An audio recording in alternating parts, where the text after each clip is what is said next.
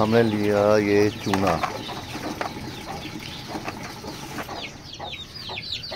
और ये पानी वाली बाल्टी में सारा चूना डाल दिया, सारा पानी।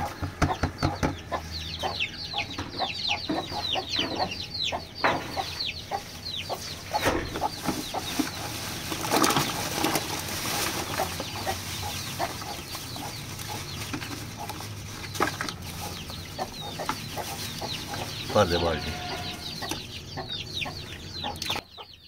अब इसको हम होने देंगे ठंडा, और जब ठंडा हो जाएगा तो रोज़मर्रा की तरह इसको मुर्गियों को, चूज़ों को, सबको जो है पानी में डाल के, पानी की जगह ये चूने वाला पानी देंगे। अभी आप देख रहे हैं ये हाल हो रहा है। जब ये ठंडा हो जाएगा उसके बाद ये हम पानी में डाल के देंगे चूज़ों को, मुर्गियों को। इससे जानवर ठंडे भी रहेंगे और कैल्शियम की कमी भी पूरी हो जाएगी।